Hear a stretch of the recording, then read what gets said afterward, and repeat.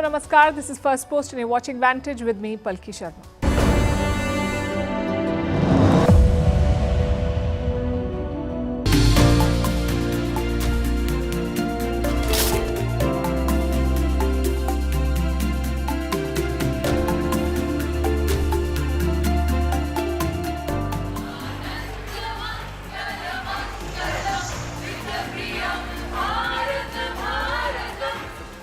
कि समस्याओं का समाधान शांतिपूर्ण तरीके से ही होना चाहिए।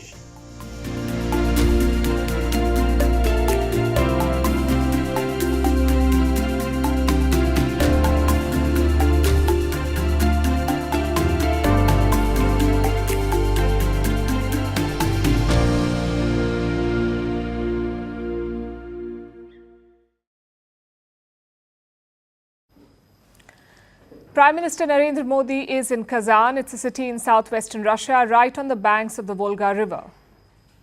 He's there to attend the 16th BRICS Summit. It's probably their most important meeting in years because this isn't the old BRICS. It's a bigger, new-look one. But all that's slated for tomorrow. Today was all about the bilaterals. Prime Minister Modi's first meeting was with the host himself, President Vladimir Putin. After that, he met Iran's President Masoud Pezeshkian. Their first meeting since he took charge in July. Also right in the middle of a standoff with Israel. Yet all the focus was on the first meeting, the one with Putin. The two leaders had met in early July too. That's when Modi visited Moscow for a bilateral summit. You may remember that controversy. As always, Prime Minister Modi embraced Putin when they met, but the hug did not go down well with the US and Ukraine. Zelensky said that he was disappointed by it. So would Prime Minister Modi change his approach this time? Well, see it for yourself.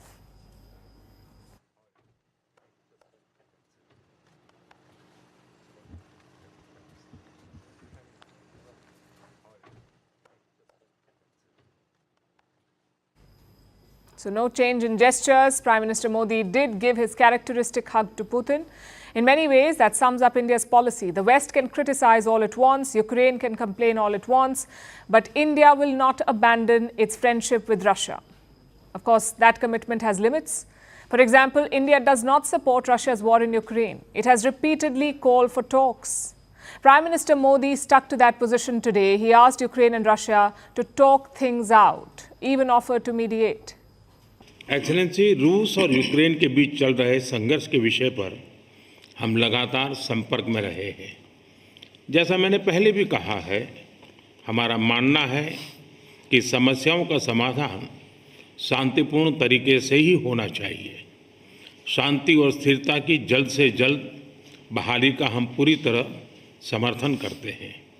हमारे सभी प्रयास मानवता को प्रमुखता देते हैं। आने वाले समय में भी भारत हर संभव सहयोग देने के लिए तैयार है। So Prime Minister Modi did not sidestep the war. He called for dialogue and peace, which brings us to Putin. India's attendance is a big deal for him. You see, the West is running a campaign to isolate Putin, to make him a pariah.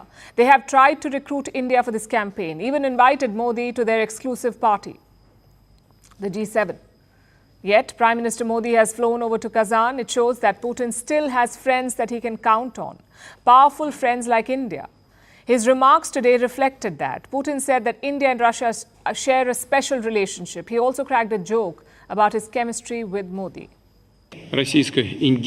Russian-Indian relations are characterized by a special privileged strategic partnership and continue to develop actively. Our foreign ministers are in constant contact. Trade turnover is in good condition. Our relations are so good. I thought you understand everything without translation. Overall, most boxes were ticked. Optics check, chemistry check, and criticism of war check. So at first glance, it's a healthy relationship. But underneath, it's going through a churn. Look at the timeline leading up to this visit. In July, Prime Minister Modi traveled to Moscow, his first trip since the Ukraine war broke out. The next month in August, he visited Kiev. He expressed solidarity with Zelensky. Then in September, he traveled to the US, met Joe Biden at his house in Wilmington. And in October, he is back in Russia. We know that India balances its relations well, but the last 3 months have been a master class, a very difficult and sensitive tightrope walk. In this time, India has projected itself as a peacemaker, even offered to mediate between both sides. But all this war chatter is hiding something else. The trajectory of India-Russia ties. Where is it going? Historically, weapons have been a big part of this relationship. Whether it's fighter jets or guns or missiles, India bought most of its tech from Russia. But that's changing now. Let me show you some data. From 2009 to 2013, Russia made up 76% of India's arms imports. Now look at the last 5 years. Russia made up just 36%. So India is buying fewer weapons from Moscow. It has diversified its sources. Now France, the US and Israel are also selling weapons to India in large numbers. And while the weapons trade has reduced, oil trade has increased. Russia couldn't sell energy to the West, so they sold it to India at discounts. New Delhi is buying 1.9 million barrels per day from Russia. It makes up 40% of India's total supply, the Russian oil. Could this be the future of India-Russia ties, an energy partnership? Well, oil has been used to bind many bilateral relationships, so you cannot rule it out. Having said that, some questions still remain, like what happens after the war?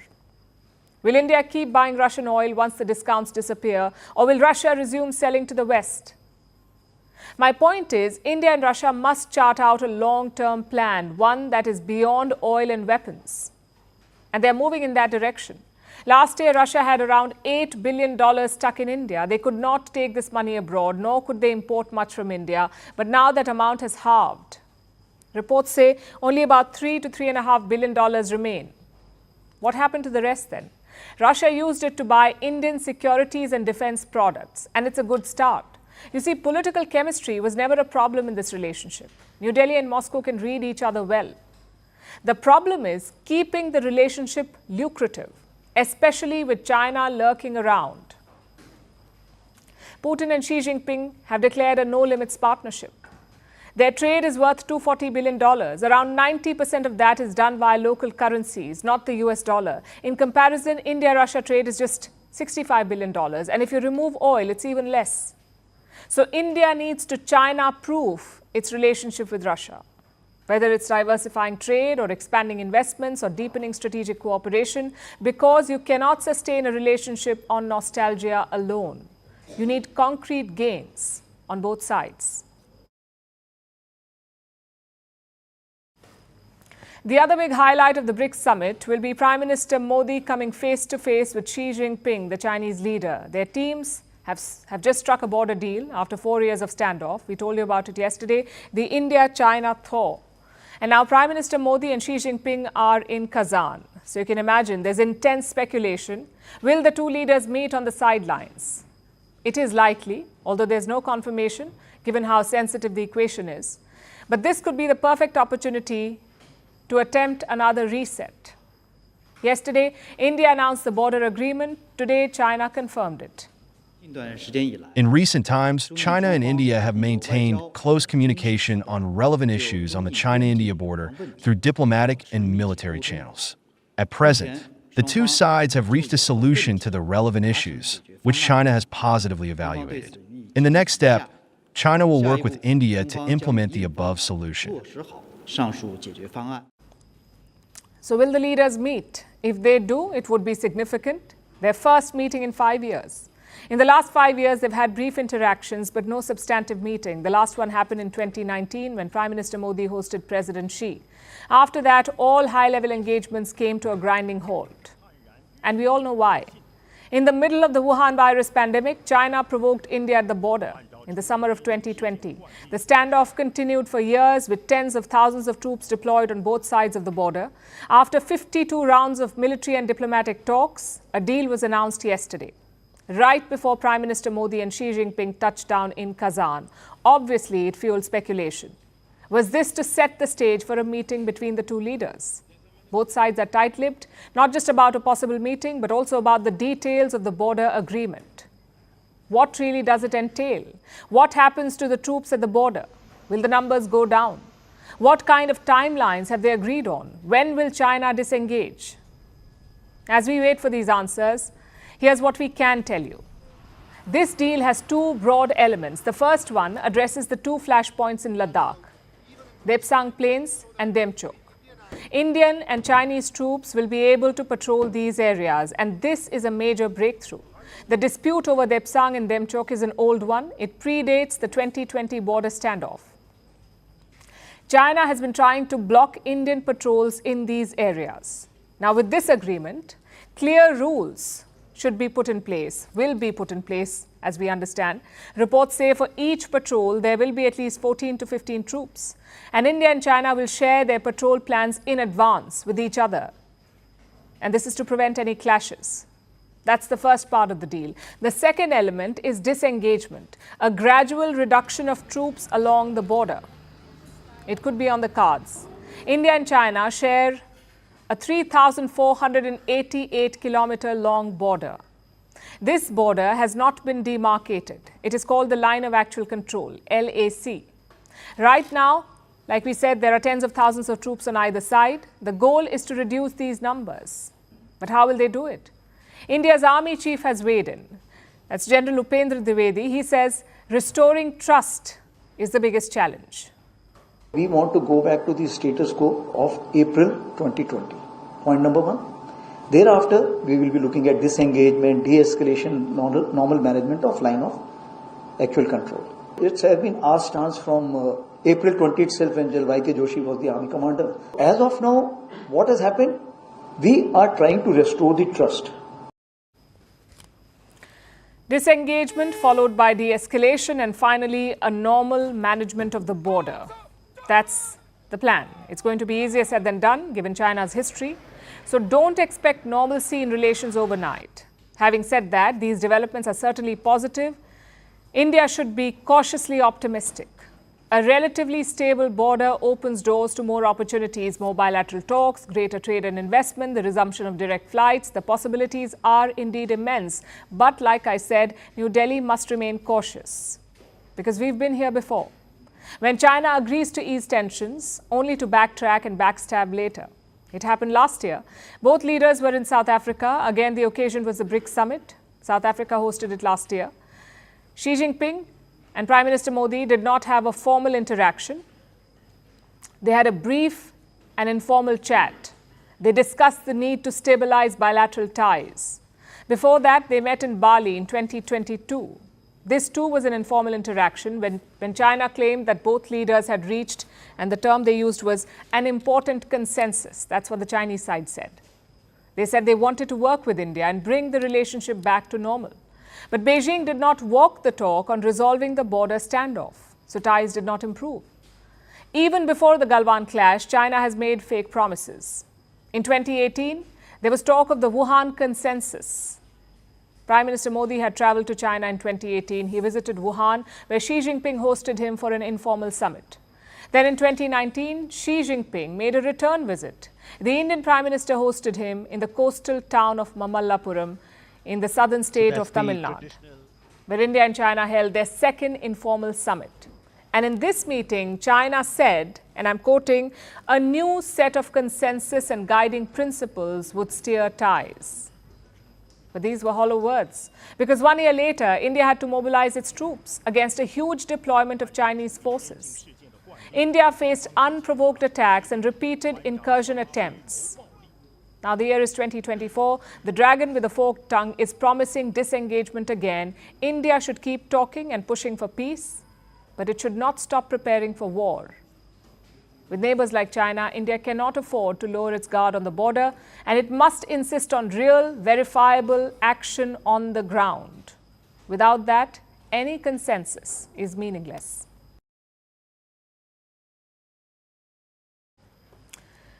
So the BRICS Summit is underway in Kazan, and this is the 16th edition. The leaders first met in the year 2009, right after the 2008 financial crisis. At that time, the BRICS was called the future of a globalized economy. 16 years later, what does this group really stand for? Is it anti-West? Is it an alternative to the West? Let's look at the group first. BRICS stands for Brazil, Russia, India, China, and South Africa, BRICS. So the name is an acronym. In 2006, it started with 4 members. South Africa joined in 2010. And this year, 5 new members have joined. Egypt, Ethiopia, Iran, Saudi Arabia, and the United Arab Emirates. They've all joined BRICS this year. So now there's a total of 10 members, and there is potential for more.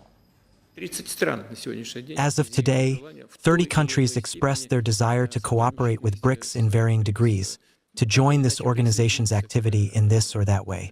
Here, together with other members of the organization, we have to think carefully how to treat the enlargement of BRICS. Certainly, we will not push anyone away. It is absolutely clear that our doors are open. So who all are in Kazan? Indian Prime Minister Narendra Modi is there, Chinese President Xi Jinping, South Africa's Cyril Ramaphosa. They're all there, so are the leaders of the new member nations. The only person missing is Lula da Silva, the president of Brazil. He hurt his head in an accident, so he was advised to avoid long-distance flights. Instead, Brazil's foreign minister is attending this summit. Beyond that, a dozen other leaders are attending, including Palestinian President Mahmoud Abbas. So clearly the BRICS is expanding, and so is its influence. Look at the numbers now. 3.5 billion people live in BRICS nations. That's 45% of the global population. Their combined GDP exceeds $60 trillion. That's 37% of the global economy. In fact, it surpassed that of the G7. The BRICS controls 20% of the world's exports. With the induction of oil-rich nations, it also produces 44% of the world's crude oil. So the BRICS is a force to reckon with. But what is its purpose? It's a question the group has long struggled with. The initial idea was cooperation to take on a US-led financial system. So the BRICS set up its own institutions. It rallied for reforms. The idea was to create alternatives to promote a multipolar world. But as years passed, cracks emerged in this vision. Look at the 5 main members. All of them have different interests, different priorities, often clashing interests. Let's start with this year's host. That's Russia. They're at war with Ukraine. The West has isolated Russia. It's heavily sanctioned. The BRICS offers them some relief, an alternative network for diplomacy, trade, and investment. So Moscow's position is simple. It sees the BRICS as a way to oppose the West, a way to challenge the Western order. Then you have China. It wants to dethrone the West, position itself as a global leader. And what better way than this? A group that caters to the global South. So this is where Russia and China find common ground, an alliance against the West. That's what they want BRICS to be. But not everyone shares this vision, like India. India does not want to take an anti-Western stand. India believes in balancing ties. It has a historical relationship with Russia. It has a growing partnership with America. New Delhi wants to preserve both. The other 2 members, Brazil and South Africa, share similar concerns. They want global influence, but they don't want to fight the West. So you see the problem here. Russia and China have a political motive to use BRICS to undermine the Western global order. India wants something bigger, a multipolar world order. The clash of priorities is evident. It makes BRICS a divided bloc. So what's the way forward? Well, their leaders meet every year. The bloc is adding new countries. In Kazan, the mood is optimistic. Member countries believe it still has potential. But to live up to that, they must find a way to overcome their differences, a way to forge consensus. No country should be allowed to hijack the platform. To succeed, BRICS needs to go back to its roots. It began as an alternative to the Western global order, to the Western order of global governance too, and it must stick to that goal.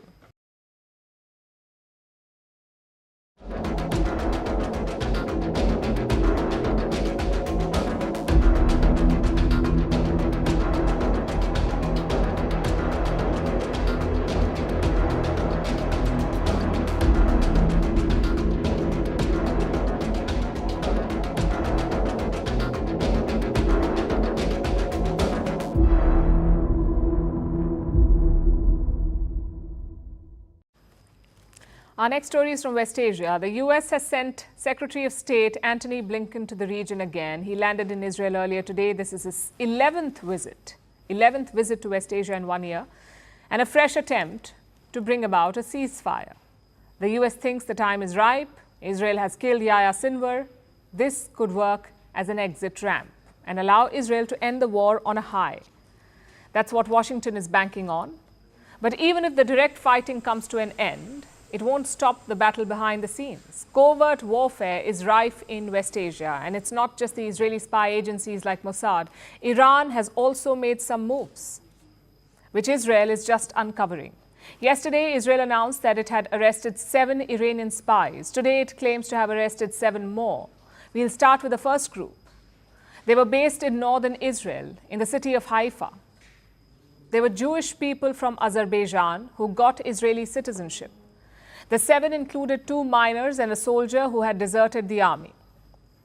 Israel says that they had conducted about 600 spying missions between them over the span of 2 years. So they began working before the October 7th attacks last year. This group was apparently tasked with gathering information, photos of sensitive sites like the Ramat David Air Base, the Nevatim Air Base, the Golani Brigade Base, and the Glilot Base in Tel Aviv. You know what all these places have in common? They've all been targeted recently by Iran or Hezbollah. Iran targeted the Nevatim base directly during its 2 missile barrages at Israel on April 13th and October 1st. Hezbollah fired rockets at the Ramat David base on October 5th. A few days later, they targeted the Golani Brigade base. Hezbollah sent drones there. At least 4 Israeli soldiers were killed in that attack. And earlier today, Hezbollah struck the Glilot base. So Israel's enemies clearly know about these bases. They know what to strike. How did they find out? Israel says it's because of the spies. 2 Iranian intelligence agents were allegedly directing this operation. They were known as Al-Khan and Orkhan. The Iranians approached the 7 spies through a Turkish intermediary. The middlemen supplied them with materials and missions. The spies were given a price list. Basic low-risk missions fetched them smaller sums of money. They started out with those. The spies were paid in cryptocurrencies and sometimes in cash, delivered by Russian couriers. The spies apparently took on riskier missions over time, chasing bigger payouts, and that's how they were caught. 3 of the spies were reportedly following an Israeli official. They were planning to assassinate him, but they were caught before they could do that. And these 3 eventually gave up the rest of the crew. All 7 were officially arrested yesterday, and that was the first group of spies. The second group was arrested earlier today. Again, 7 people. This group is young, reportedly between 17 to 23 years of age. Their leader was of Arab descent. This group also started out with smaller test missions, like setting cars on fire or buying weapons. Each successful mission got them a payout. Again, the more dangerous the mission, the higher the reward. This group is accused of trying to assassinate an Israeli nuclear scientist. They were picked up before they could do that. They were detained, in fact, in September and formally arrested today. Now, both the spy groups are facing trial. They have been charged with aiding the enemy during wartime and conspiracy to commit terrorist offenses. They could face the death penalty or, at the very least, lose their Israeli citizenship. So, by the looks of it, Iran has been learning from Israel. Tehran is also recruiting intelligence assets and conducting long-term operations. So a ceasefire, which is a very long shot at the moment, may stop the bombardment, and we do hope it does, but the shadow war will rage on.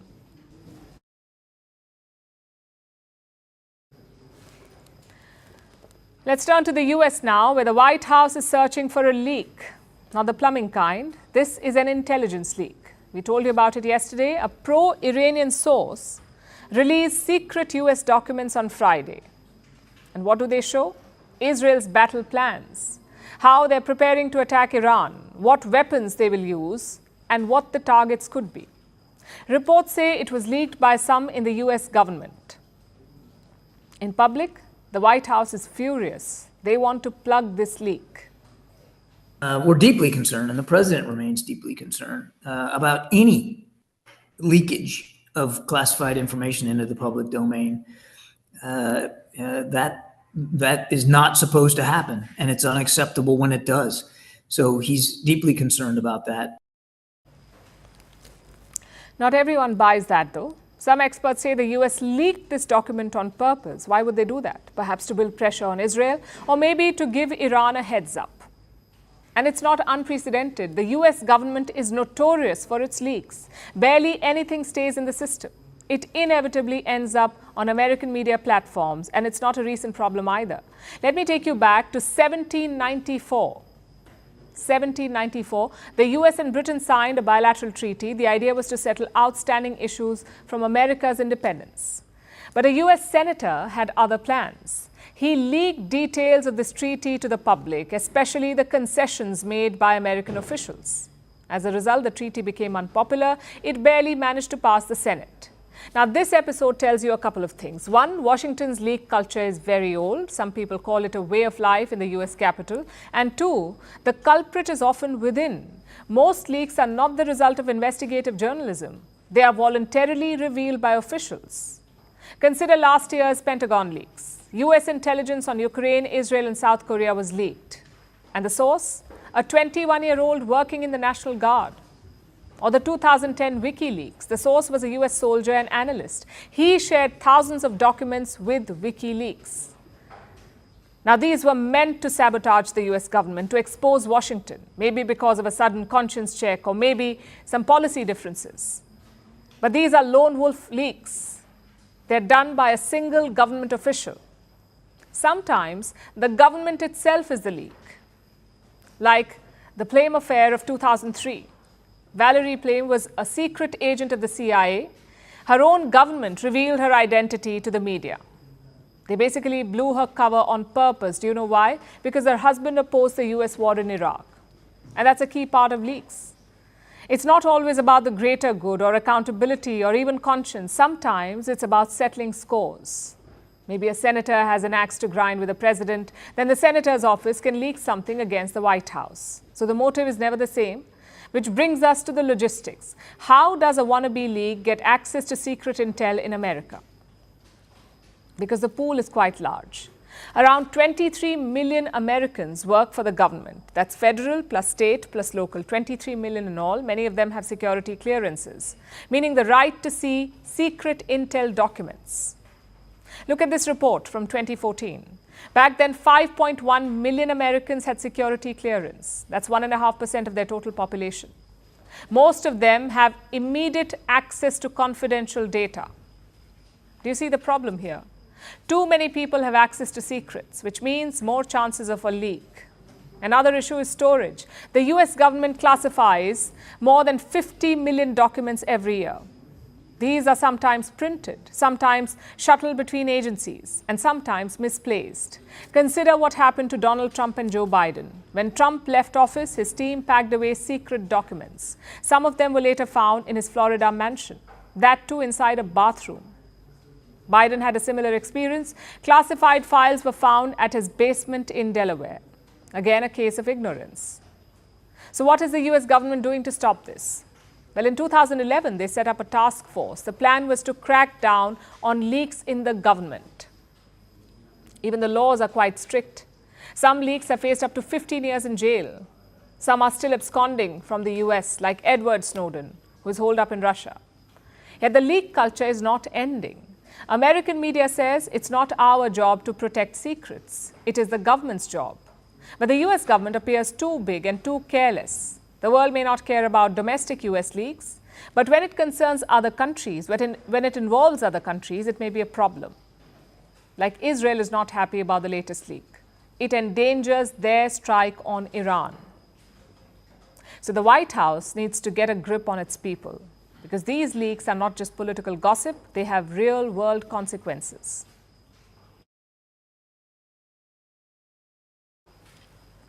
For our next story, let's go back in history again. The year was 1980. Ronald Reagan was in Detroit, standing in front of a huge crowd. He was there to accept the nomination for the Republican Party, but Reagan did something unusual. He ended his speech with 3 words: God bless America. It may not sound strange now. We hear US presidents say it all the time. But before Ronald Reagan did it, no one else had. US leaders were expected to keep their faith to themselves. Well, not anymore. Religion now plays a crucial role in American politics. But this presidential election, it took a backseat. The candidates barely talked about faith. They did not clash on religious lines. That changed on Sunday. Kamala Harris kicked off her 60th birthday by visiting 2 churches in Georgia.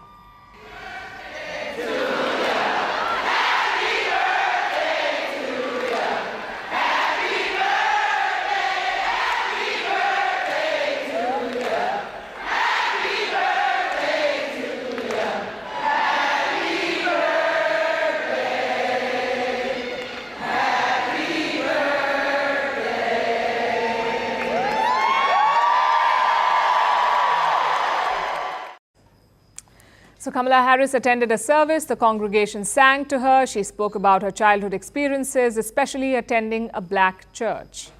In this moment, our country is at a crossroads, and where we go from here is up to us, as Americans and as people of faith. And now we ask a question. We face this question. What kind of country do we want to live in? A country of chaos, fear, and hate, or a country of freedom, compassion, and justice? Kamala Harris is a Baptist. That's a branch of Christianity. She was raised by a black Anglican father, and her mother was an Indian Hindu, so her religious journey was complex, but faith has long played a role in her life. She's a member of a Baptist church. She attends services there. In 2022, she spoke at a National Baptist Convention. In the last decade, Harris has downplayed the role of religion in her life, but now she seems to be embracing it again. Her opponent, Donald Trump, though, is not buying it. He says she is destructive to religion. She's very destructive to religion. She's very destructive to Christianity and very destructive to evangelicals and to the Catholic Church. And she is, let me put it this way, Ben, she is your worst nightmare. Much worse than Biden, and he wasn't so hot. Trump isn't overtly religious himself. He rarely attends services. He hardly talks about faith. But he has secured overwhelming support from evangelical Christians. Do you know why? Because of their shared political agenda. It's a marriage of convenience. Which brings us to religion itself. How does it influence US politics? Well, America was founded on the principles of religious freedom, a separation of church and state. But religion has always been a subtle undercurrent in elections. It has long shaped voter behavior. Historically, most US presidents have been Protestant Christians. But in 1960, that changed. John F. Kennedy became the first Catholic presidential candidate. It sparked an uproar. His candidacy faced a huge opposition. Many believed that his Catholic faith would make him more loyal to the Pope than to America. JFK rallied against these rumors. He advocated for religious freedom, and that helped him win the elections. In the 1980s, evangelical Christians emerged as a powerful political force, especially in the Bible Belt, which is mostly southern and Midwestern states. This group is a bedrock of the Republican voter base, and it propelled a lot of leaders into power, including George W. Bush. He appealed to voters through his evangelical credentials. So white evangelicals are crucial, but so are black Protestant voters.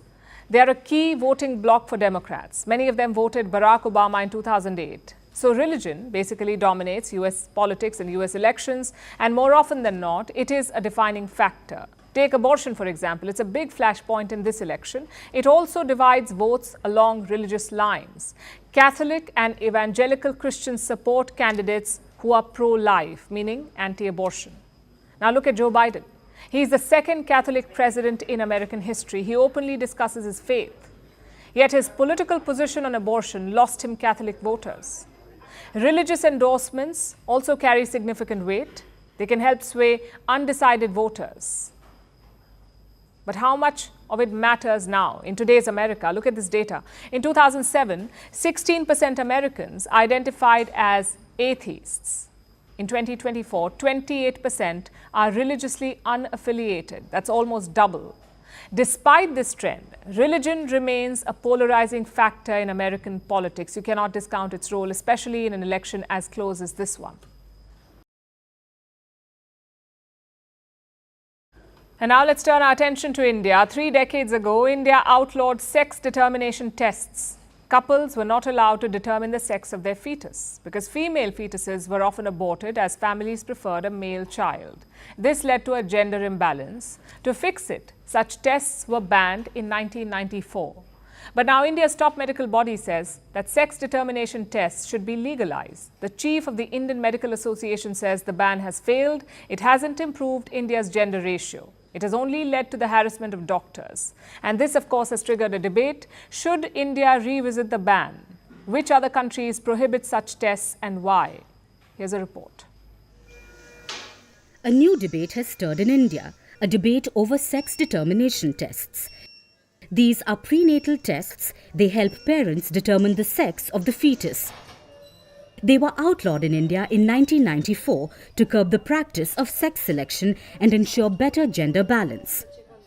The Preconception and Prenatal Diagnostic Techniques Act was passed, and for years, this legislation has banned sex determination tests in India. But time and again, it has faced opposition, sometimes by politicians, other times by doctors, and we are seeing this right now. This is Dr. R.V. Ashokan, President of the Indian Medical Association, India's top medical body. And he has created a stir. He says that sex determination tests should be legal in India. Why? Because they don't help. That's what Ashokan is saying. The sex determination tests have not improved India's gender ratio over the past 3 decades, so they should be scrapped. Now, data-wise, Ashokan is not completely wrong. In 1981, India had 934 females per 1,000 males. In 1991, the number dropped to 927. 3 years later, sex determination was outlawed. In 2001, we could see slight improvement, 933. About a decade later, the number jumped to 943. That's a solid rise from 927 to 943 in about a decade. 2011 was the last census year. Now, according to another government survey, the National Family Health Survey, as of last year, the ratio stands at 1,020 females per 1,000 males. So, from 927 in 1991, the number of females has exceeded the number of males. And while it may not be a huge jump, it is progress, thanks to laws like the one that bans sex determination. Historically, gender imbalance in India has mainly been due to female feticide and infanticide.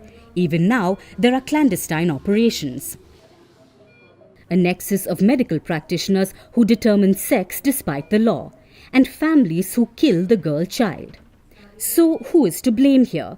It's the lack of awareness, the dilution of the sex determination law, not the law itself, which, if anything, acts as the first line of defense against female feticide. And not just in India but across the world, like in the UK, but mostly across Asia, including Vietnam, Nepal and China. Research says that banning sex determination helps. In many countries, the number of males and females are roughly the same. On average, male births are slightly higher, usually 105 boys for every 100 girls. But for some countries, this number is much higher than normal, sometimes 130 boys to 100 girls. This is observed in countries where there's a cultural preference for sons and where there is access to sex determination technology. As a result, 100 million girls are said to be missing from Asia. The sex determination ban seeks to undo decades' worth of damage. Removing it now will wipe out the progress we have made so far.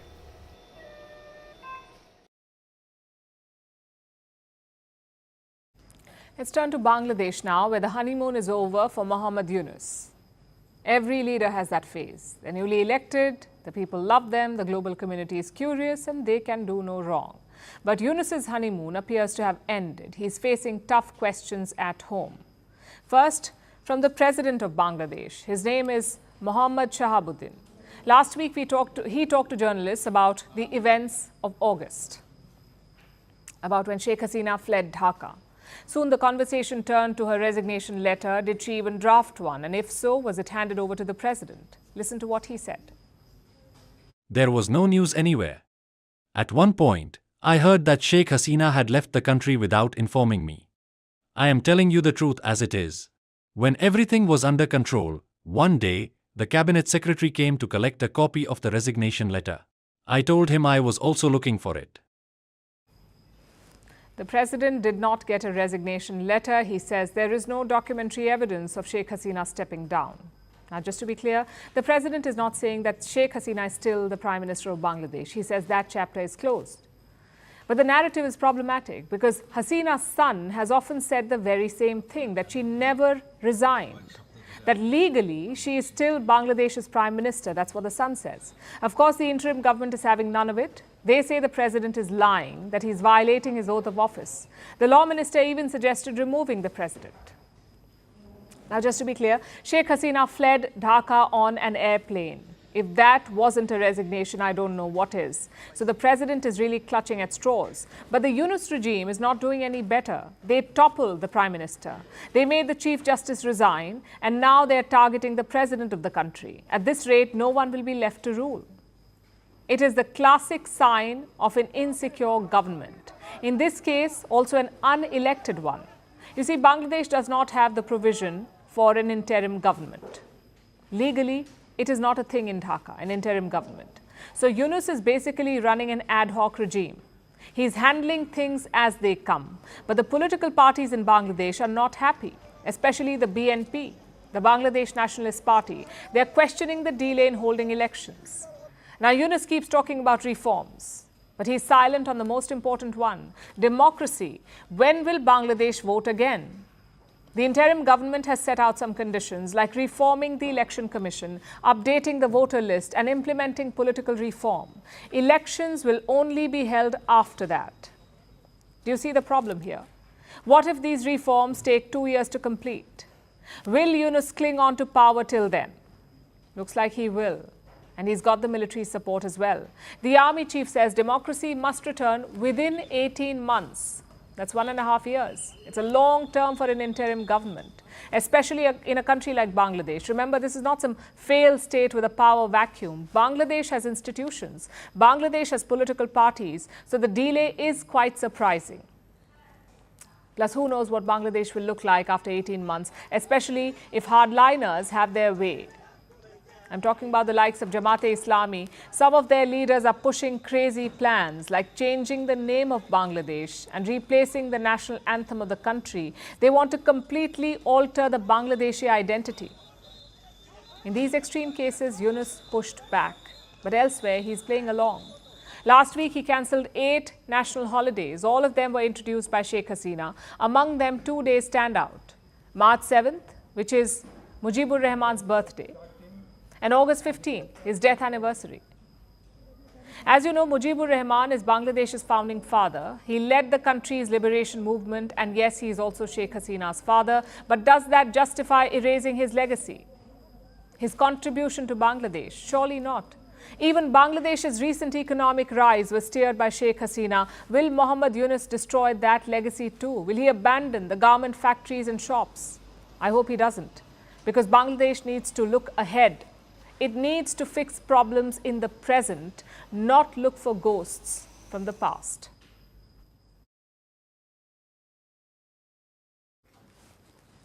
Now let's look at what's going on in India. The country just had its largest ever IPO. That's initial public offering, IPO. It's when a company goes public for the first time. The company here was Hyundai Motor India. It raised $3.3 billion during the IPO, and that's a new record for India. But that was just part 1. Today was part 2, the moment of truth, listing day. It's when the company's shares are listed on the stock exchange and trading can begin. That happened today. And it was rather lackluster. The auto giant share prices fell by about 7%. That's not a good first day. So why did Hyundai India's shares tank, and what does it mean for the company's future?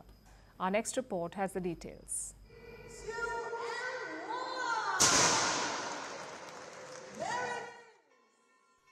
Today was listing day for Hyundai Motor India.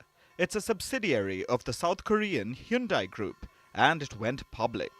This is the first time that the Hyundai Group has listed shares outside South Korea. It shows that Hyundai is betting big on India. On paper, it makes sense. Hyundai is India's second largest passenger vehicle company. It has about 15% of India's domestic car market. It is second to just Maruti Suzuki. So Hyundai decided to capitalize on this by having a record-breaking IPO. Hyundai Motor India decided to offer 17.5% of its shares. This took place last week, and each share ended up being valued at 1,960 rupees. That was the offer price. That's about $23.31 per share. Hyundai India managed to raise $3.3 billion during the IPO. It was a new record for India, the largest ever IPO. It was the world's second largest IPO this year. But it's one thing to get a great valuation when the shares are issued, and quite another to impress the markets. Today was the moment of truth, listing day. It was the first day that Hyundai India shares were traded at the stock market.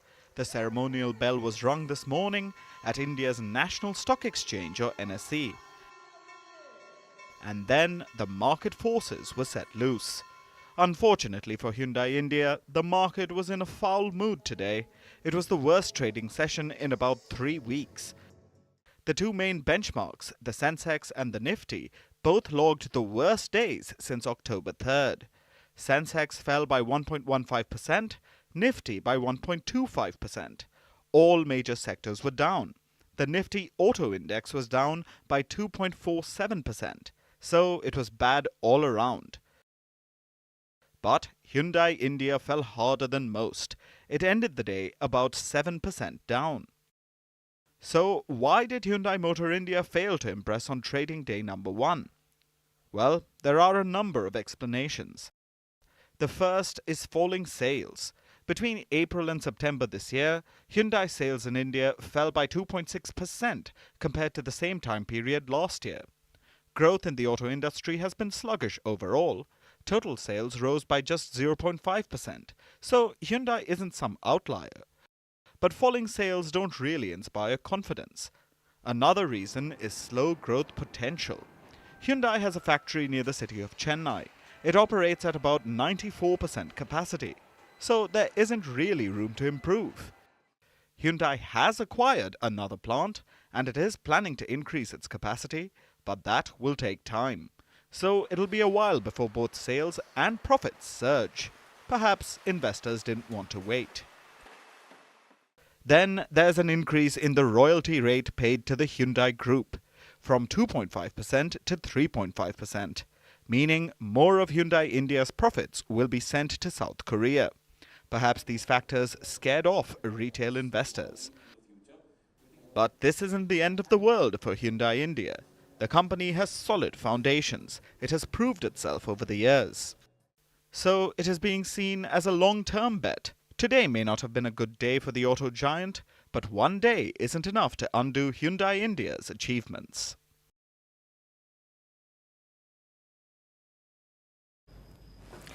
For our last story tonight, let me ask you one question. What is your returner persona? Meaning, when you shop online, how many products do you return and why? If you order extra sizes or colors only to return some items, you are a bracketer. 42% shoppers bracket their purchases. Or do you prefer wardrobing, meaning you buy clothes or shoes, use them for a short period of time, like a social event, and then make the return? Wardrobers make up 16% of online shoppers. And they share this number with stagers. Who are stagers? People who buy clothes to show off on social media before returning them. Basically, our returner personas are like shopping cheat codes. But no matter how you do it, a lot of people return products that they buy online because it is cheap and convenient. At least for us, the customers, it is. But every time we hit the return button, we fuel the silent crisis of serial returns, which is burning a hole in online retail. Do you know how big it is? In the UK, about $35 billion. That's right, this year, online shopping returns are expected to reach $35 billion in the UK. Out of this, about $8.5 billion is thanks to serial returners, your bracketers and stagers, people who do it all the time. They have shopped to return about $8.5 billion worth of products. It is shameful. But this is not just a British problem. In general, 25% of the UK's online orders are returned. Indians too return 1/4 of their online shopping. 50% of these returns are made up of clothing and 35% are shoes in India. India witnesses the highest returns during festival season starting from October. It's on right now, when product returns go as high as 30%, or about 1/3.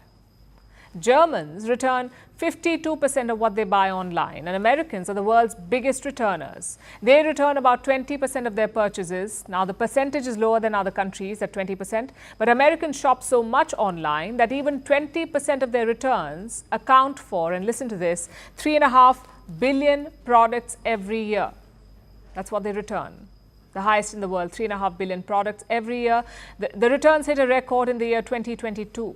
Reaching $816 billion. It was higher than the US defense budget in that year. But in average terms, about a third of online shoppers return products regularly the world over. That's 3 times the rate of return in physical stores. Because, like we said, it is free and easy for customers to do. But for the sellers, it comes with a huge hidden cost. When we whiz off the products we don't like, we hope they reach where they came from and go to the next customer. That is what we assume. But in the real world, it rarely works like that. When we return a product, a reverse supply chain comes into action. It is called the return logistics industry. It is worth $627 billion, and it has one job: to sort out our returns. It sees what can be saved and what is waste, and it decides a plan of action. And this too is based on what is cheap and easy. You may send unworn shoes back. But where you see a product in perfect shape, companies see problems: an open box, a dirty handprint, dust, open shoelaces, missing bubble wrap. So do you know what most companies do next? They chuck the product. Most retailers do not have the time and the tech to put return products back in shape. And even if they did, the product will have to be shipped and flown all over, and this is an expensive and inconvenient deal. So companies usually get rid of the return products altogether, and this hidden cost is not just in economic terms, but also in the environmental context. To give you an idea, 5 billion pounds of waste is generated through returns every year. Then there are carbon emissions. The US alone generates 16 million tons of emissions from its returns every year. This is a costly headache. So companies have finally started waking up to it. 20% of retailers have stricter return policies now. Some issue warning emails to repeat offenders. Some even deactivate accounts. The likes of ASOS Blacklist, the likes of H&M and Uniqlo charge a return fee. But this is not enough. Online shopping giants made returns seamless to boost sales.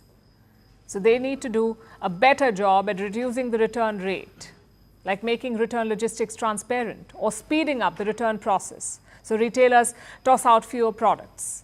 And customers need to do better as well. Just because online shopping is easy doesn't mean we keep cheating the system, because someone somewhere will always have to pay the price for it.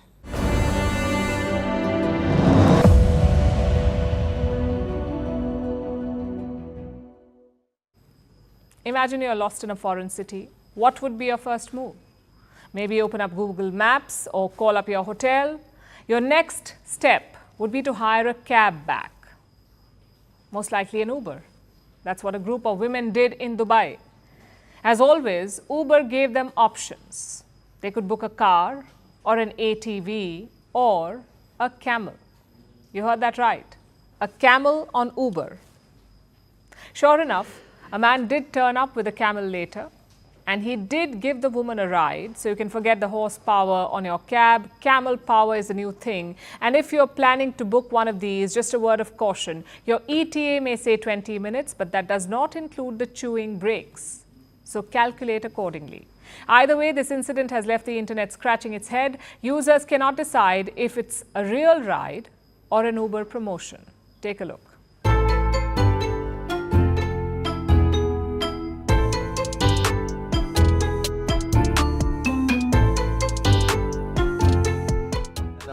This is business.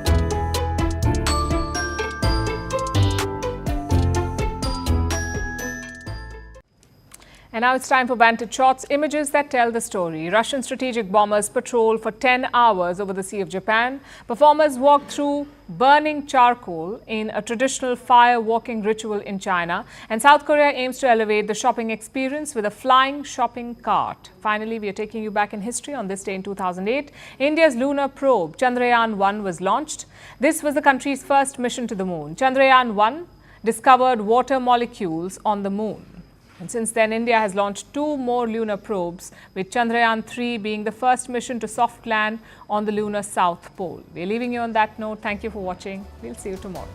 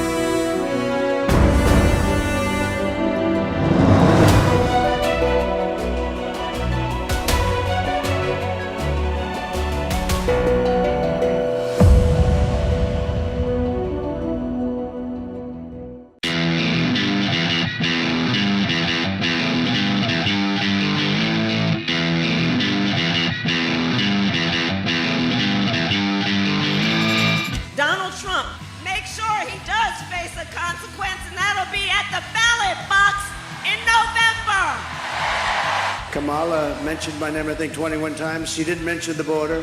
She didn't mention inflation. She didn't mention anything but my name over and over and over again. The countdown to the 5th of November is on, with Kamala Harris and Donald Trump vying for the Oval Office. So, who will become America's next president? While around 240 million people will vote to pick the United States' 47th Commander-in-Chief, a relatively small number of them are likely to settle this pivotal question. A handful of the 50 states could hold the key to the White House. These are called the swing states.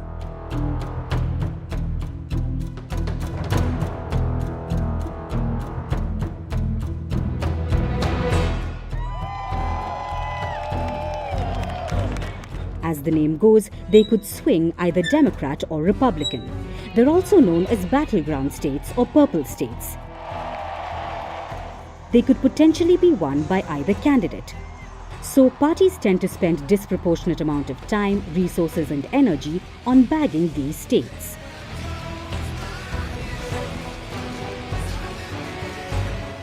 One way to identify swing states is political realignment, and the other is tight margins in races.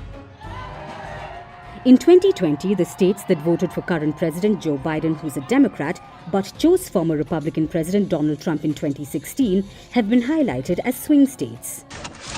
They are Arizona, Georgia, Michigan, Pennsylvania, and Wisconsin. These 5 states, along with North Carolina and Nevada, were won by a margin of 3 percentage points or less. Both Kamala Harris and Donald Trump's campaigns have been at full throttle to win over the voters in these states. Let's look at each swing state in the 2024 US presidential election. Arizona, also known as the Grand Canyon State. In the 2020 race, Arizona, for the first time since 1996, voted to back a Democrat. For decades, the state has been characterized as red, but Joe Biden flipped it by about 10,000 votes in 2020. The state borders Mexico, so it has been at the center of a raging immigration debate. The issue has been a top concern among voters. Though border crossings have fallen in recent months, they hit a record high in December 2023 and January 2024. But Donald Trump has repeatedly attacked Vice President Harris on the current administration's record on immigration. The former US president has also promised the largest deportation operation in US history if he's back in the White House. Apart from immigration, abortion access has also left Arizona divided. State Republicans attempted to bring back a 160-year-old near-complete ban on terminating pregnancies, but the move was foiled. Next up is Georgia, the Peach State. It's a critical battleground state for both leaders as they struggle to gain the voters' attention. In 2020, Joe Biden flipped the state, which was held by the Republicans since 1996. Biden won the state by a 0.2% margin. Though the margin was too little to call it a decisive win, it was key to Biden's path to the presidency.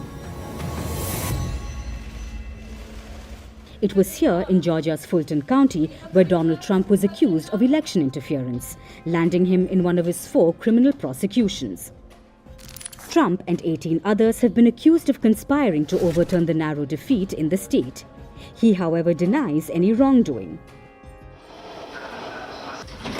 A third of Georgia's population is African American. The state has one of the country's largest proportions of black residents. Analysts say this demographic was pivotal in Joe Biden flipping the state in the last election.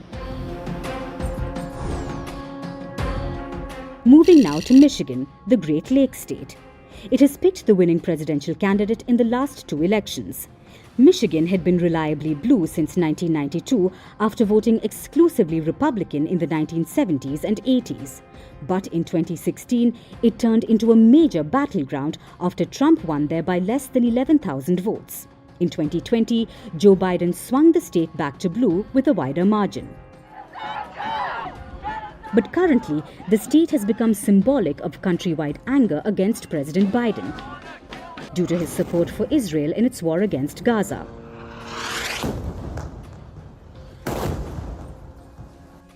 During the Michigan Democratic primary contest in February, when Joe Biden was still running for a second term in office, over 100,000 voters chose uncommitted on their ballots. Kamala Harris has taken a slightly tougher stance on Israel. But whether it will be enough to change the voters' minds, well, we'll find out in November. Next is Nevada. The Silver State has been a more traditional example of a swing state. In the last 4 elections, the state voted blue. But Nevada voted Republican from the 1960s through the early 2000s. The only exception was Bill Clinton, who won the state in 1992 and again in 1996. Experts say there are signs of a possible return to its Republican roots. Both Kamala Harris and Donald Trump are hoping to win the state's sizable Latino population.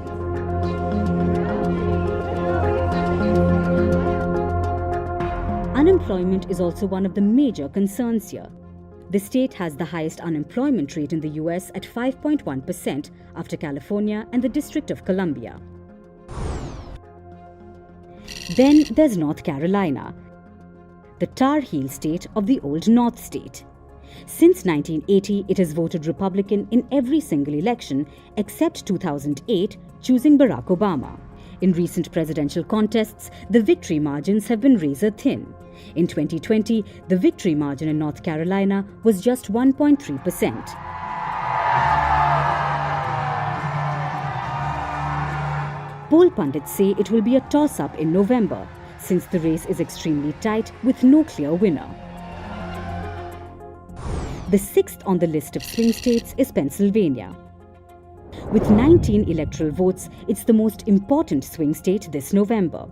The Keystone State clinched the presidency for Joe Biden in 2020. The big question is, can Kamala Harris keep it blue? Both sides have campaigned hard in the state. Donald Trump even survived an assassination attempt here after a bullet dodged past him and hurt his ear.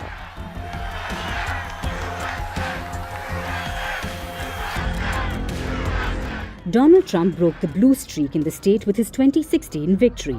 But 4 years later, in 2020, Biden secured a blue wall that also included Michigan and Wisconsin. Now, Trump is hoping to lure Pennsylvania voters back. The seventh and final one is Wisconsin, the Badger State. It also picked the winning candidate in both the 2016 and 2020 elections, but only by a margin of around 20,000 votes each time. Since 1988, Wisconsin had been a reliably blue Rust Belt state. Trump broke that streak in 2016 and turned it red.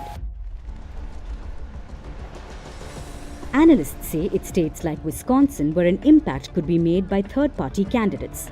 Among them is Green Party's Jill Stein. The Democrats have been fighting to remove her from the ballot in Wisconsin, saying that the Green Party did not comply with the state election laws. Republican candidate Donald Trump has described the state as really important. He said, and I quote, "If we win Wisconsin, we win the whole thing."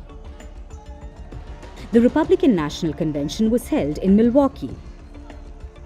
Kamala Harris was also rallying in the same city when the Democratic Convention nominated her as their presidential candidate.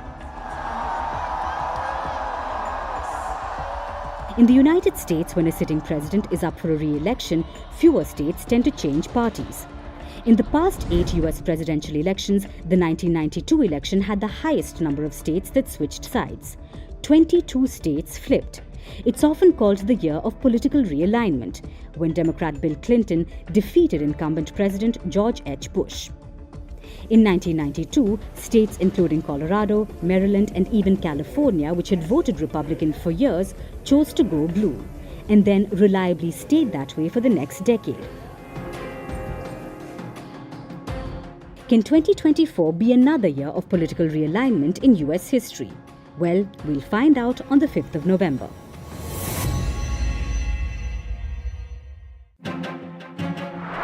On the 5th of November, millions of voters in the United States will cast their ballot to elect their next president. However, there's a catch. The world's oldest democracy does not hold elections which can be considered as the easiest to understand. In fact, the American voting system is quite complicated. Now, most democracies in the world follow something that's called the popular vote, where voters directly cast their ballots to a political party or leader. It's a direct transfer of the vote from the voter to whoever is on the ballot. But the United States does not follow this. In fact, it's the only democracy in the world that has an indirect voting system called the Electoral College.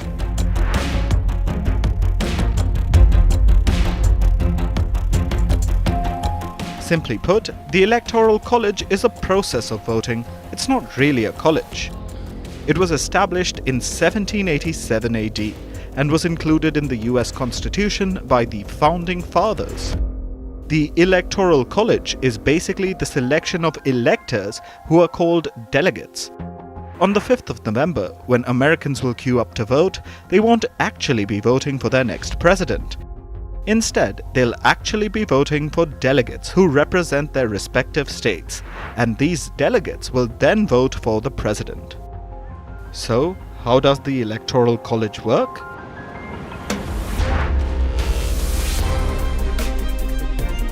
The Electoral College is made up of 538 delegates. You must be wondering where the number 538 comes from. It's the number of senators and representatives from each of the 50 states. The breakdown of 538 includes exactly 100 senators, 2 from each state, and 438 representatives from the 50 states. Each state's number of representatives is based on its population. Let's take a closer look with an example.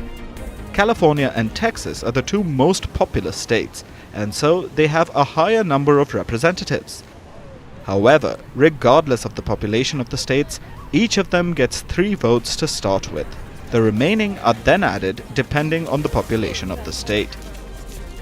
However, that does not mean that the states with a higher population enjoy more voting rights. In fact, it can be quite the opposite. Let's take the example of 2 states. The population of Texas is over 29 million.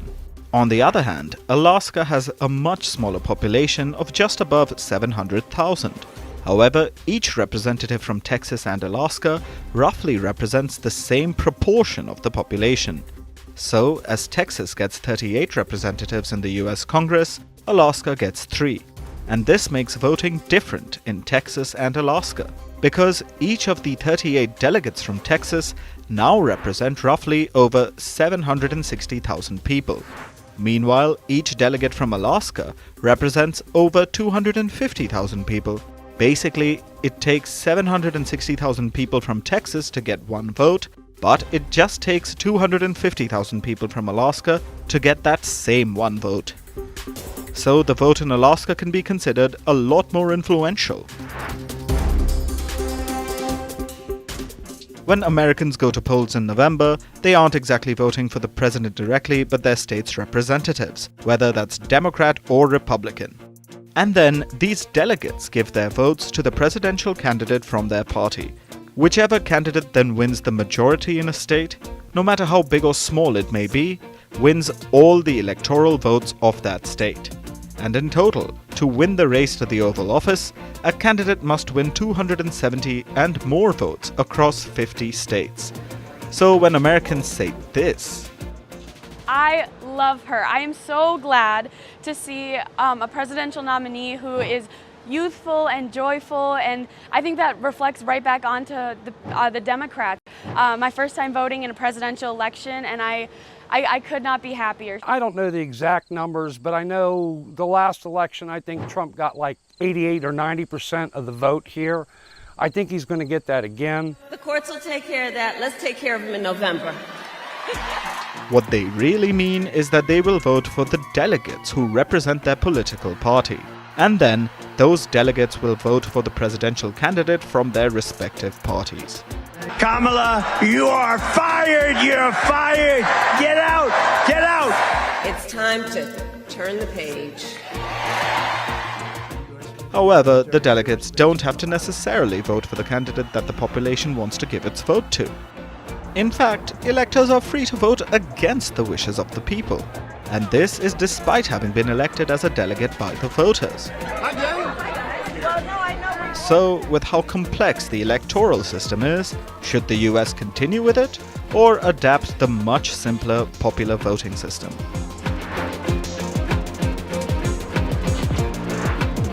A survey from 2023 shows that a majority of Americans want to do away with the Electoral College. A Pew Research study shows that nearly 2/3 of US citizens want popular voting. Americans say that it would truly reflect the mood of the nation for who should sit in the Oval Office.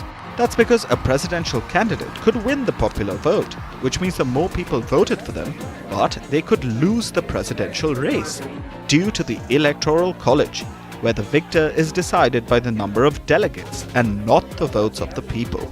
The Pew study has some more insights on the issue. It says that Democrats are far more likely than Republicans to support moving to the popular vote. On aggregate, over 80% of Democrats say that they would like to have the popular voting system in America. In contrast, about 45% of Republicans share the same sentiments. Moving away from party ideologies and towards demographies, almost 70% of Americans under the age of 50 prefer the popular vote. On the other hand, Americans who are 65 and older want the Electoral College to continue. A very nice call from Kamala.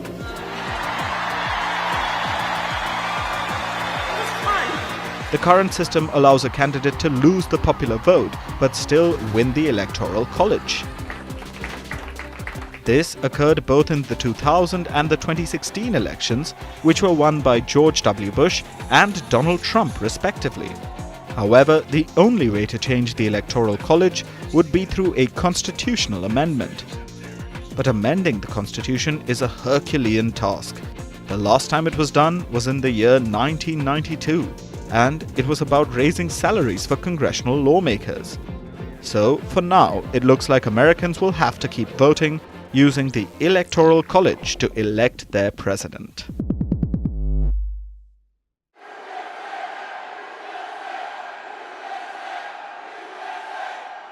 As borders are, Kamala threw open our borders and allowed 20 million illegal aliens to stampede into our country from all over the world.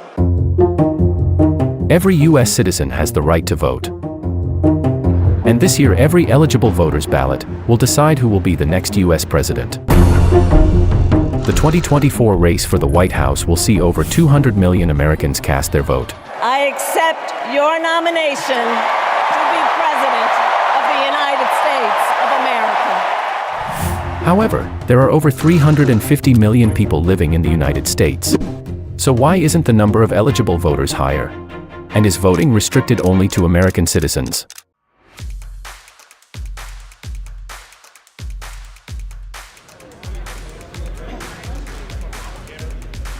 Voting is a fundamental and guaranteed right to citizens of the United States. Only they are allowed to cast their ballot to be eligible. Here's what the requirements are. A person has to be a U.S. citizen. This could be through birth in the U.S. Through birth overseas to parents who are U.S. citizens. Then there is the process of naturalization. It is the process of voluntarily becoming a U.S. citizen, and then you also have to be 18 years and older on voting day. If you meet these requirements, then you may register to become a voter and cast your ballot in the U.S. elections.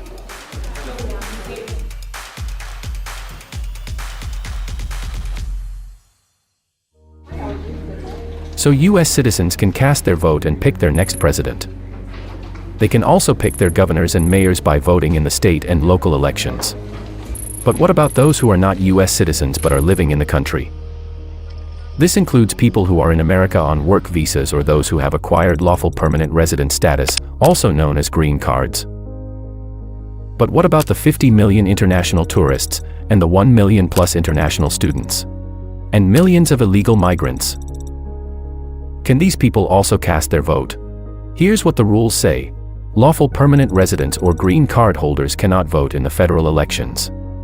This includes the presidential, Senate and House of Representatives races. Additionally, green card holders also cannot vote in state elections. That's because most U.S. states follow federal law. However, green card holders can exercise their voting rights in certain towns and cities where local law allows them to vote. States like Maryland and Vermont allow green card holders to vote. However, U.S. federal law allows green card holders to participate in other political activity. This can include volunteering in political campaigns or advocating for social issues. And what about the others? Well, apart from green card holders, international tourists, students, people on work visas or illegal migrants cannot cast their ballot in either the federal, state, or local elections. However, they can take part in political events and campaigns, but only as volunteers. This brings us to the question, why is citizenship and voting a raging debate in the United States? It all started in February, when Tesla CEO and tech billionaire Elon Musk sparked a debate on his social media platform X. He questioned U.S. President Joe Biden's migration policy. Musk said that Biden purposely had weak borders so that millions of illegal migrants could enter the U.S. Musk added that the Biden administration would fast-track citizenship for those migrants and create a permanent majority, a one-party state. The billionaire said that this was the strategy of the Democrats to ensure that they win the 2024 presidential race. Musk's tweet was not taken seriously at the time, but that all changed in June, when Joe Biden announced that he would give citizenship to 500,000 people who are undocumented spouses of Americans but have been living in the United States for over 10 years and more. Today I'm announcing a common-sense fix to streamline the process for obtaining legal status for immigrants. And that's when the Republicans jumped on the matter. At least 16 Republican states are suing the Biden administration for this move. Elon Musk says the Democrats are importing voters. The Republican-led states argue that Biden has bypassed congressional laws to fast-track citizenship for blatant political purposes. However, the Democrats have hit back. Vice President Kamala Harris has called it Republican strategy to tear apart families. Harris has accused the Republicans of hindering the process of legalizing the migrant status of millions. Donald Trump believes a border deal would hurt his campaign. So he ordered his allies in Congress to kill the deal. Well, I refuse to play politics with our security, and here is my pledge to you. As president, I will bring back the bipartisan border security bill that he killed, and I will sign it into law. This brings us to the question, how easy is it to get voting rights as a migrant? And will Biden's citizenship policy benefit the Democrats?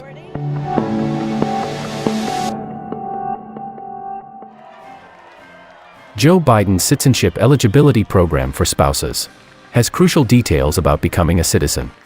The program allows undocumented spouses of Americans who have lived in the U.S. for at least 10 years or more as of June 17, 2024. To apply for citizenship, they should have no criminal history and will have to provide extensive documentation of taxes and their marital status. Once the application is approved, the qualifying applicant will have 3 years to obtain a green card or risk deportation.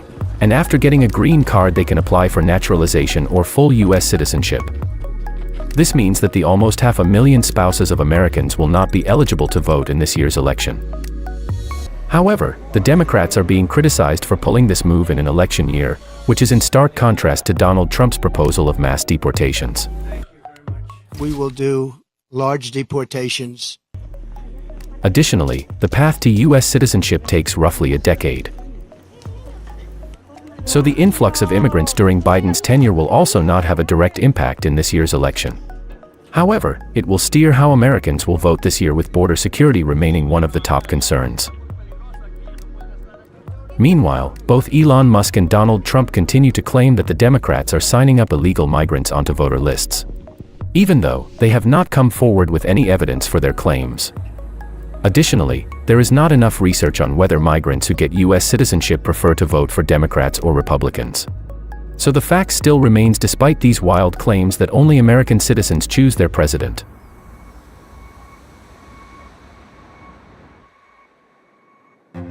On the 5th of November 2024, millions across all 50 states in the United States will vote to pick their next president. In the U.S., the winner is not the candidate who gets the most votes across the country, which is the popular vote. Instead, both candidates compete to win contests across the 50 states. But over years, electorates in some of these states have been good reflectors of the voting behavior of the entire country. These states are called the bellwether states. They tend to reliably match the countrywide outcome of the presidential election. So, candidates favored in the bellwether states mostly end up winning the election. We want Kamala, yes we do! These states are Ohio, Nevada, New Mexico, Florida, Colorado, New Hampshire, and Pennsylvania. Let's begin with Ohio, the Buckeye State. It has historically been a bellwether state and continues to hold on to that status. The candidate who wins Ohio usually has a very good chance of spending the next 4 years in the Oval Office. The state holds the highest bellwether percentage at 90.9%. It has held that status for 14 presidential election cycles, across 60 years, from Lyndon Johnson's landslide win in 1964 to Donald Trump's victory in 2016. Ohio's Choice won the Electoral College in every election. It held the longest streak of a bellwether state, until 2020, when the Buckeye State recorded its first miss. It gave a majority of its vote to then-incumbent President Donald Trump. The former president had an 8-point margin of victory in the state, but Trump still lost to Joe Biden in the national vote and Electoral College. Next is Nevada, the Silver State, and the only other state of all the bellwether states to compete with Ohio's record. Nevada shares the bellwether percentage with Ohio at 90.9%.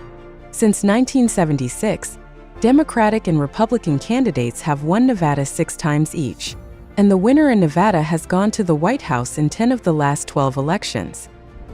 But just like Ohio, Nevada too has had one miss since 1980. In 2016, Hillary Clinton won the state over Donald Trump, who won the presidential election.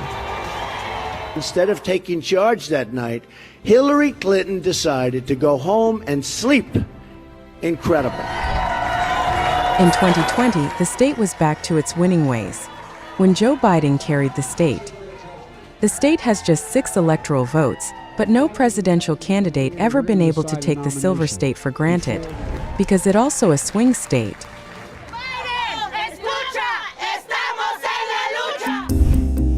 The third is New Mexico.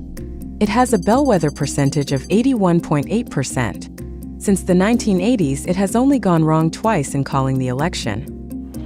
In the year 2000, the state sided with Al Gore over George W. Bush, with a vote margin of just 366 votes. I mean, I'm sure there's some people in this state that say, I don't like George W. because who his dad is. Very few are saying they don't like George W. because who my mother is, by the way. In the year 2016, Hillary Clinton carried the state, while Donald Trump won the presidency. If we consider statistics from the year 1912, which is when New Mexico became a state, then the number of misfires for New Mexico goes up to 3. In 1976, New Mexico picked the incumbent Gerald Ford, but Democrat Jimmy Carter won the presidency. Fourth bellwether state is Florida. The Sunshine State also has an impressive record. With an overall bellwether percentage of 81.8%, once in 1992, when it voted for incumbent George H. Bush, and Bill Clinton won the presidency. I, William Jefferson Clinton, do solemnly that I will faithfully execute the office of President of the United States. And in 2020, when the state voted red, backing Donald Trump, but Democrat Joe Biden swept the presidential election. Next is Colorado. The Centennial State is also high on the list of bellwether states. Colorado's bellwether percentage stands at 81.8%. This state too has had 2 misfires in the last 43 years. Like Florida, Colorado too backed George H. Bush in 1992. And the state voted for Hillary Clinton in 2016, but Donald Trump pulled off a massive upset. Sixth is New Hampshire. The Granite State shares its bellwether percentage with Colorado at 81.8%. The 2 misses on its record are from the year 2004 and 2016, when incumbent President George W. Bush won a second term in office, but New Hampshire picked Democrat John Kerry. And in 2016, when the state threw its weight behind Hillary Clinton. Thank you so much! The 7th and last on the list is Pennsylvania, the Keystone State. It also a bellwether percentage of 81.8%, but the state had back-to-back failures in the year 2000 and 2004. It rejected George W. Bush in 2 consecutive presidential elections, voting for Al Gore in the year 2000 and John Kerry in 2004. Pennsylvania chose blue, but Bush left it red-faced. With 19 electoral votes, Pennsylvania is also a swing state. The United States also has 19 bellwether counties across 50 states. From 1980 to 2016, these 19 counties have voted for the winner of the presidential election, every single time. In fact, so which way will these counties and states go this November? Will they help Donald Trump return to the Oval Office? From the day I take the oath of office. Or will they ensure Kamala Harris scripts history by becoming the first female president of the United States? It was the same old show. Same old tired playbook we've heard for years. On November 5th, as voting gets underway in America, A quick reminder. Vote! all eyes will be on these 7 bellwether states and the 19 counties to indicate which way the wind is blowing.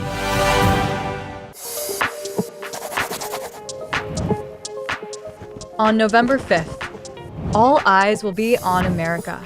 The country will head to the ballot box, and they have a choice to make: Kamala Harris versus Donald Trump. Who will the United States choose?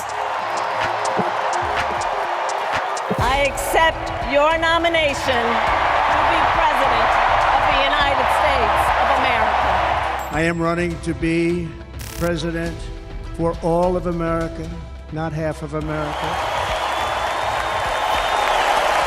Now, no one can predict the election results. We will only know when it's declared. But behind the votes, there's another story. A story of numbers, statistics, and predictions. The story of polls. We hear about them during every presidential election.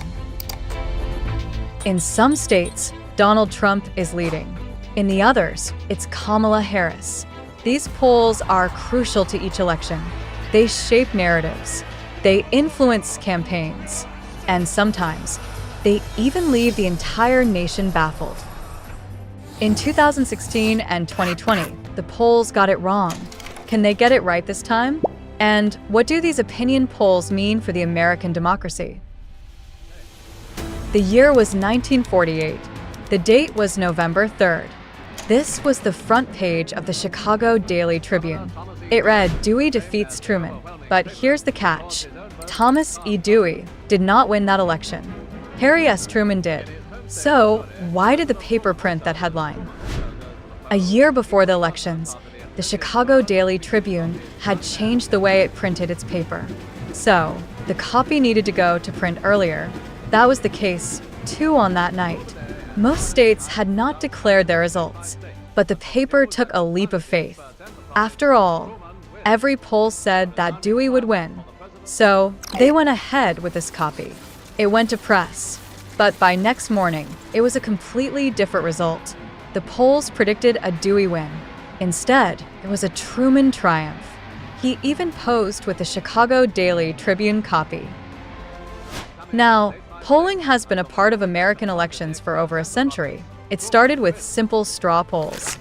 As technology advanced, so did the methods. Now, they are complex statistical analyses. So, how do the polls work? It's all about three things: data, sampling, and the art of asking the right questions. At its core, a poll is a survey. It's a way to measure the opinions of a specific group.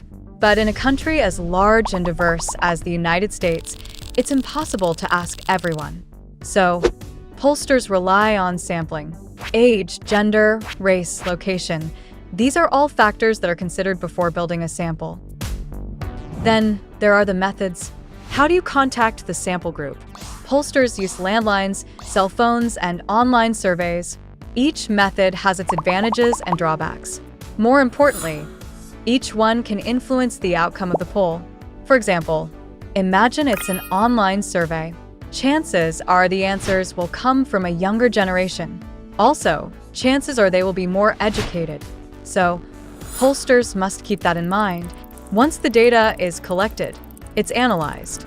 It is then adjusted for various factors like non-response bias, which occurs when survey participants either can't or won't respond to a survey question. Finally, it is presented to the public as the polls that we see. So it's a science, but one with inherent uncertainties. Take 1980, for example. Jimmy Carter versus Ronald Reagan. Polls predicted a close race. However, Reagan won by a landslide. So, why did the polls go wrong? It's the voter sentiment in the end. Reagan performed well in the presidential debate that was held a week before the election. It convinced many undecided voters.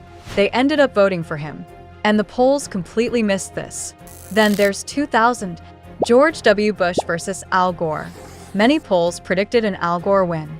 Now, while Gore did win the popular vote, the outcome depended on the Electoral College. Polls underestimated that. It did not take into consideration the razor-thin margins in key states. So it was a blot on the reputation of polls. But 2016 really changed the game. It's when America woke up to how wrong these polls could be. Polls predicted an overwhelming victory for Hillary Clinton. Yet on election night, Donald Trump emerged as the 45th President of the United States. So what went wrong? Well, there are several factors at play. The first was the underestimation of Trump's support in key battleground states. Pollsters missed crucial pockets of voters. That's the rural, white working class. They turned out in larger numbers than expected. The second was education levels. Non-educated voters weren't well represented in the samples, and they turned out to be pivotal in Trump's victory. The third was late deciding voters, those who swung towards Trump in the final days of the campaign. Polls didn't capture this last-minute shift. But here was the biggest issue: the failure to account for this shy Trump voter. These voters supported Trump, but were reluctant to declare it. Hillary may have lost the election, but the biggest loser of 2016 were the pollsters. So 4 years later, the polling industry vowed to learn from its mistakes. In 2020, the polls once again predicted a clear winner. It was Joe Biden. This time, the prediction was correct, but there was an issue. The margin was far narrower than expected. Despite making adjustments, pollsters underestimated Trump's support again. The problems were the same as 2016. So, what will it be in 2024? Pollsters are now looking at new technologies: AI, big data, and social media analytics. They want to use it to improve accuracy. But will it be enough? Will pollsters get it right this time? Or will they be wrong for the third time? Whatever the answer is, one thing is clear: polls will remain a critical part of the presidential elections, but they are not infallible. And in the end, it's the people, not the polls, who ultimately decide who will be in the White House.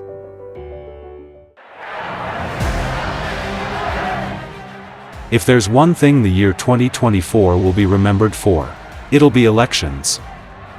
From India to Britain, the European Union to South Korea, South Africa, Finland, France, Taiwan, and even Russia. Over 60 nations held elections this year. However, it's not over yet. One last global election remains, and it's just around the corner. The United States, the world's oldest modern democracy, is set to vote this November. Americans will be choosing their 47th president. And running for the White House are former President Donald Trump and current Vice President Kamala Harris. The presidential race in the US happens every 4 years.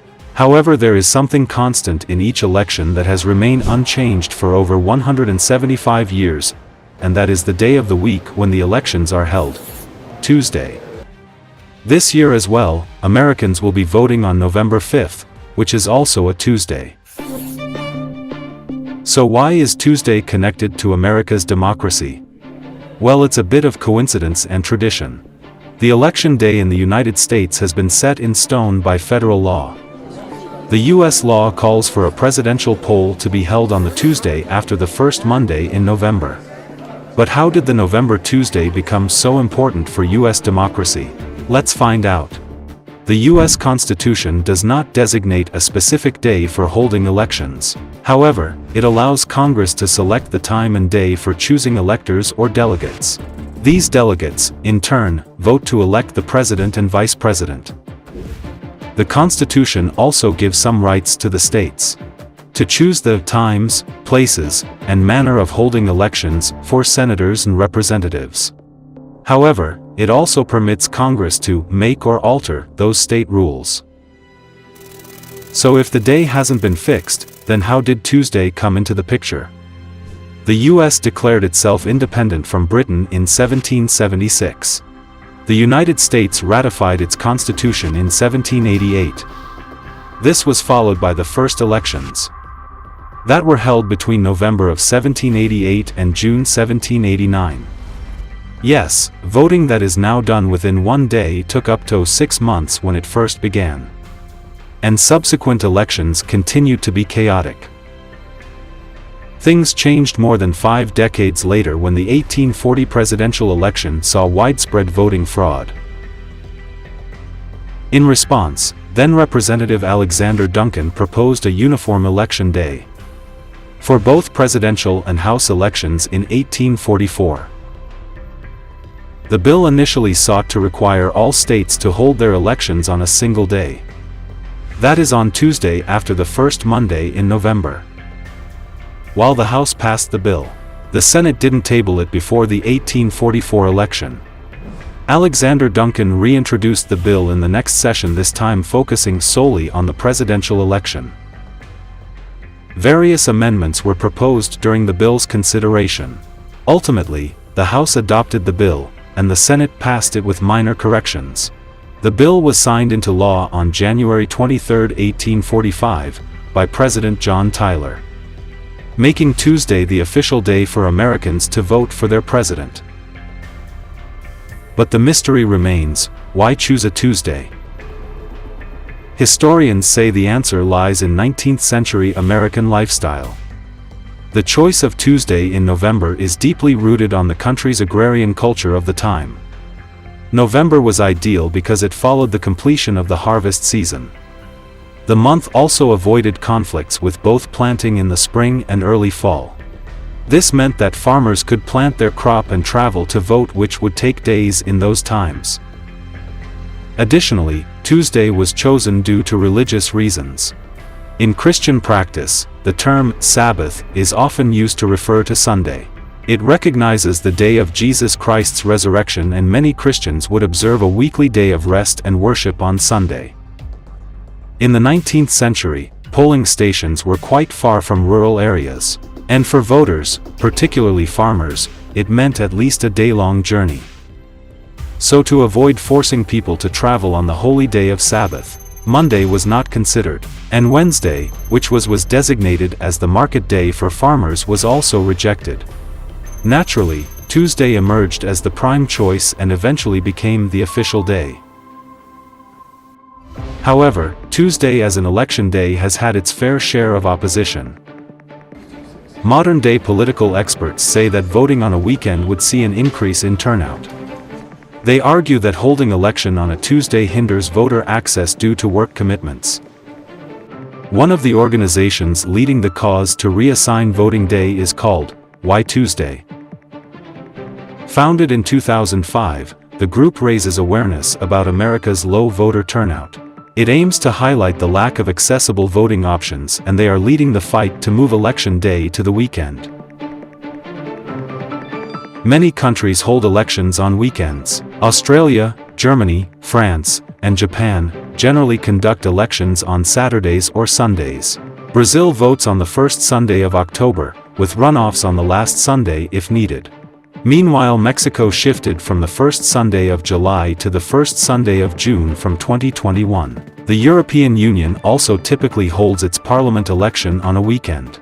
However, in the Anglosphere, such as the United States, United Kingdom, and Canada, elections are typically held on weekdays. It is influenced by historical Christian practice of observing Sabbath. Meanwhile, in India, elections occur over multiple days with different phases for various constituencies. In the case of the United States, it's worth noting that while federal elections are on a Tuesday, state and local elections have more flexibility. However, many states align their elections with the federal date simply for convenience. On November 5th, the Tuesday after the first Monday of November, millions of Americans will line up at polling booths. They will exercise their fundamental right of self-governance.